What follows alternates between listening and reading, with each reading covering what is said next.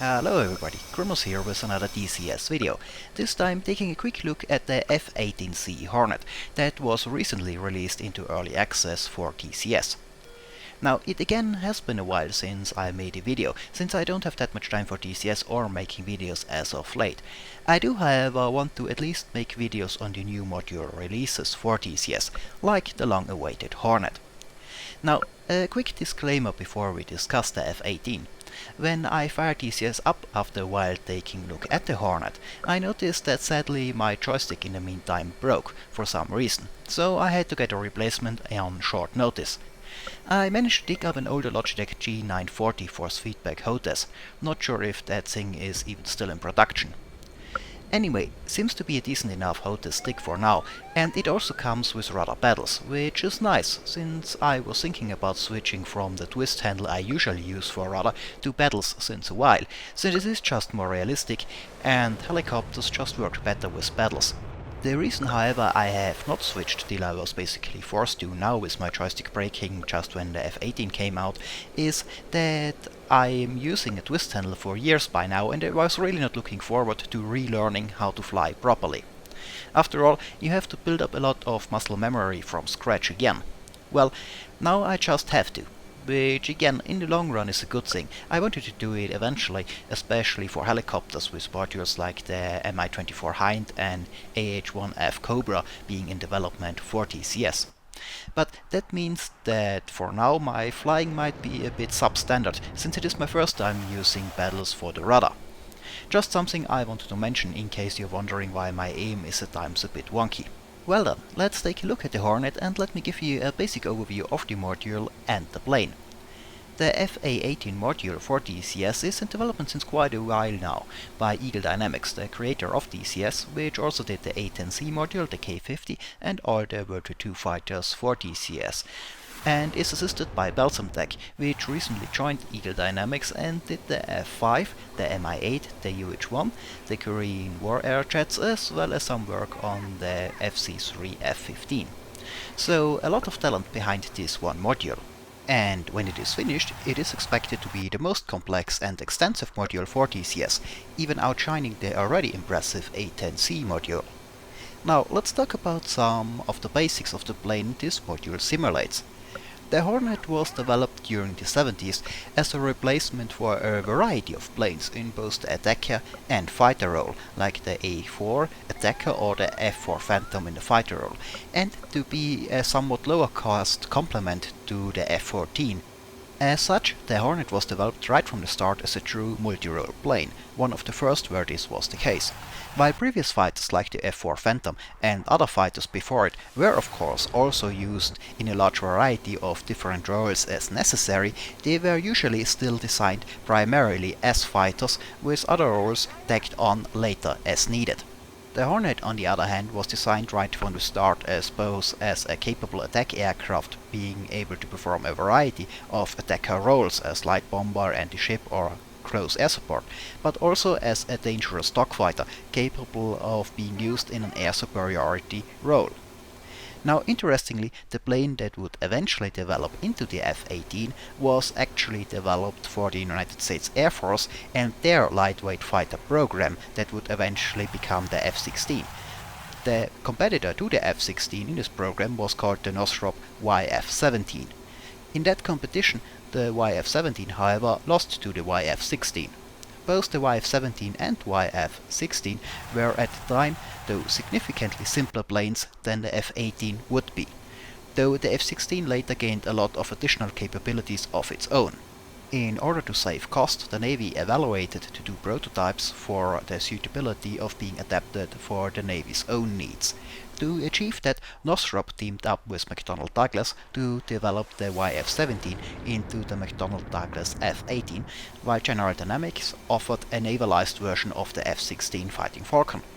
The Navy decided that the F-16 that won the lightweight fighter competition would not be well suited for carrier operations however, so the F-18 was developed and the F-18A entered service in 1983. And that F-18A was later developed into the more modern F-18C. Now, the version we have in DCS is a F-18C Lot 20, so a relatively late legacy Hornet, which should eventually get access to a lot of fun toys. Though the current early access version has only a limited selection of weapons, but we'll go over that later. Anyway, that's some basic history of the Hornet. Let's discuss some of the plane's capabilities. As mentioned, the Hornet is designed to carry out a large variety of different missions and act as, for example, a light bomber, strike aircraft in anti-shipping missions or suppression of air defense, and of course as highly maneuverable air superiority fighter. Now, the massive jump in maneuverability from third-generation fighters to fourth-generation fighters like the Hornet is a topic I have talked about quite a bit in the past, and I still find is a fascinating topic, since it was a paradigm shift in what's most important for fighters, since basically the very first fighters, all the way through World War II and into the supersonic age, speed was king, with maneuverability of course also important, but not as much as speed, until what we call fourth generation fighters today, though that term did not exist back then when the Hornet was developed, since the concept of jet fighter generations that we have today only showed up in the 90s and was not made popular and known to a wider audience until the F-22, which was marketed specifically as a fourth generation fighter, though make difference between it and earlier generation of planes more obvious. Anyway, with the fourth generation fighters we have a clear shift in focus towards maneuverability in air-to-air combat, with speed still being important, but no longer the clear number one it once used to be. Makes sense of course, with missiles getting better and better, for example. In the past, just pointing your nose at an enemy fighter was not enough. You also needed to be in range for unguided machine gun or cannon fire, or within the limited launch parameters of older missiles.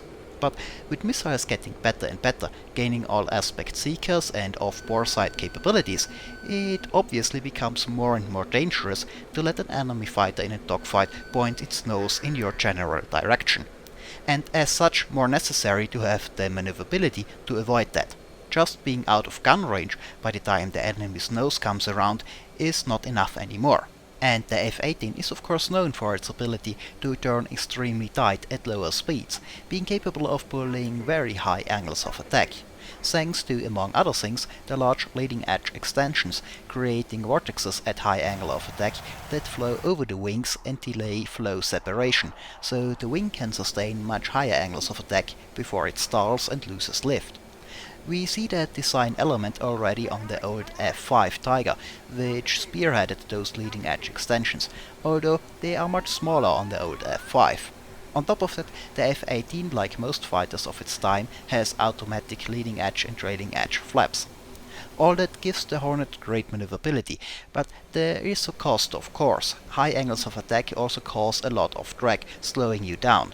That means the Hornet is one of those fighters that allow the pilot to run himself out of energy in a blink of an eye if he isn't careful.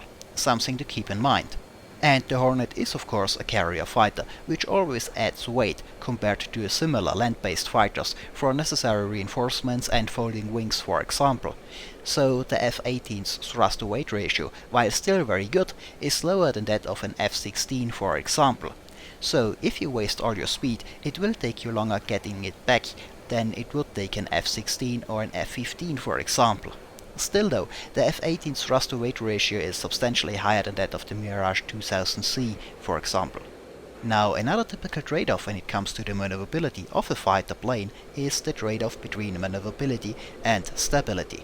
Making a plane more stable, of course, at the same time often makes it more sluggish in handling, and the other way around. Making a plane very agile can lead to it being unstable in forward flight. The Hornet is one of the fighters that spearheaded a solution for this though, thanks to the advances in computer technology at the time. The plane has fly-by-wire controls, which means the pilot's inputs to the flight controls, stick and rudder pedals, do not control the control surfaces of the plane directly. Instead, a computer does so. That technology is another reason why we see a spike in maneuverability in fourth generation fighters compared to previous jets. In an older manual jet, if the plane would not be aerodynamically stable and the pilot does not move the flight controls, the plane would still constantly change its attitude. In order to keep it flying straight, the pilot would have to constantly move his flight controls around to adjust and make the jet fly straight. As a result, the jets needed to be built with more of a natural aerodynamic stability, so the pilot doesn't go crazy trying to make it fly in a straight line. With the fly-by-wire system, if the pilot does not move his flight controls, it tells the computer that the pilot does not want the plane to change what it is currently doing, and will move the flight controls accordingly to achieve that. For example, if the plane flies in a straight line and the pilot does not move the controls, the computer moves the control surfaces in such a way that the plane will keep flying in a straight line, even if it is not aerodynamically stable and would not do so on its own. With a few limitations of course, but as a result the Hornet is both very maneuverable as well as very easy and comfortable to fly. Our DCS version of the Hornet is, as mentioned, a A-18 C Lot 20, which for a legacy Hornet is a relatively late model. As such, it has quite a few improvements for the fly-by-wire system, and it's quite difficult to actually lose control of the fighter.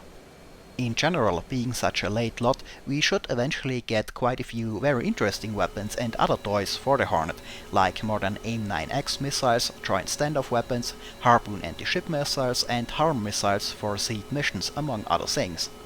The weapon selection for this first early access release is more limited though.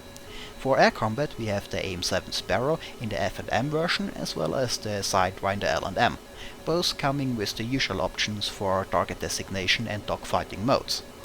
Both weapons we of course already know from, for example, the F-15 in DCS. I expect the MRAM to be added fairly quickly as well, since it is also already in the game for the F-15. Another thing that is announced for the Hornet is the helmet-mounted cueing system, which together with the AIM-9X should give the plane high off-bore sight capabilities in a dogfight. When all that is in the game, the Hornet should be the most dangerous fighter in DCS, combining the capable MRAM we so far only have on the F-15 with the high off-bore sight capabilities that so far in DCS only the Su-27 and MiG-29 have. Now for ground attack munitions we have only unguided weapons so far in the early access release.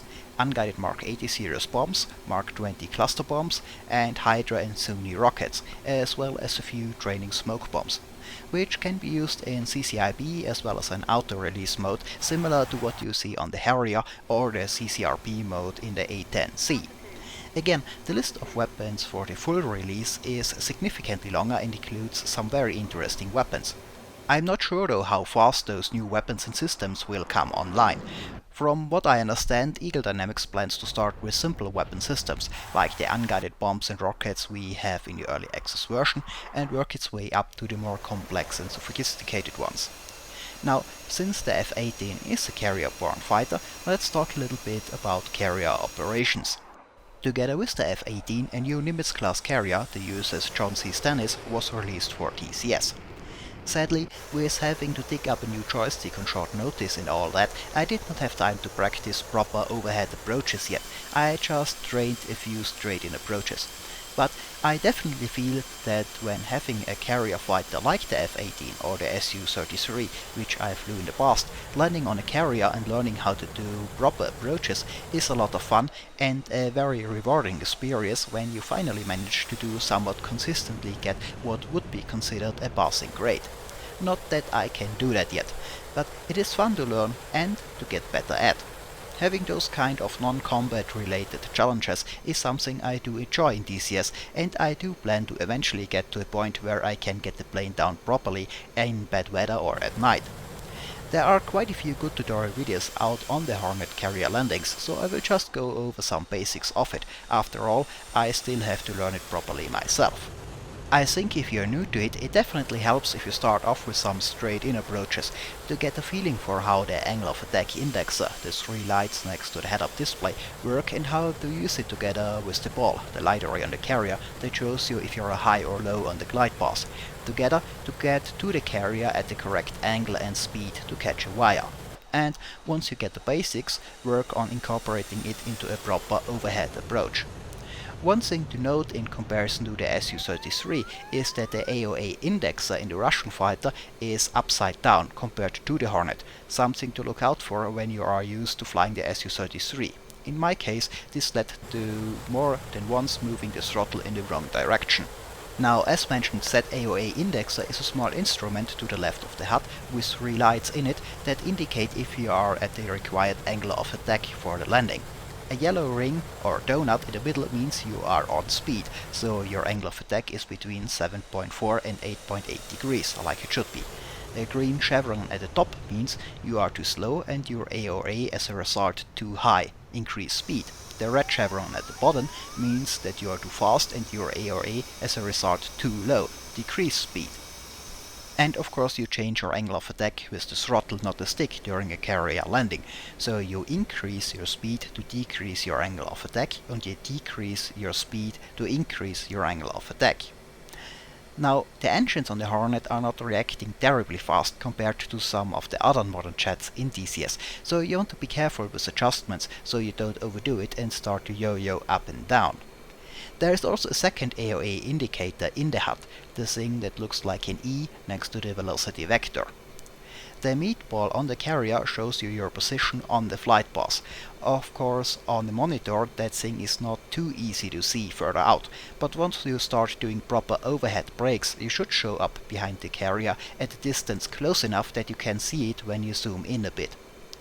Well, as I mentioned, getting all this right and making a good landing consistently is not that easy and will take some practice, but is very rewarding when you get it right. That is already the case in the early stages of training carrier landings I am at, and I still have a lot to improve. Here, for example, we have a bolter because my speed dropped a bit too much, making my angle of attack and also my descent rate at touchdown too high, so the hook bounced over the wires. I also have a tendency to drift too much to the left or getting the angle of the flight deck before touchdown wrong, things I still have to address. Now, when landing on land in DCS, you can get away with a lot during your approach, since you can use the flare before touchdown to make up for a lot of mistakes. Descent rate too high, flare more, for example. You don't flare when landing on a carrier, something that can take a bit to get used to. Flaring would put you at the wrong AOA for touchdown. So you just have to be a lot more precise when landing on the carrier and practice it more. But again, it's rewarding when you do get it right. It will be interesting to see how the older F-14 compares to the F-18 when it comes to carrier landings. Well, anyway, that was a quick and basic look at the early access version of the DCS F-18C, and that's it for this video. I hope it was informative, thanks for watching, and maybe I'll see you next time.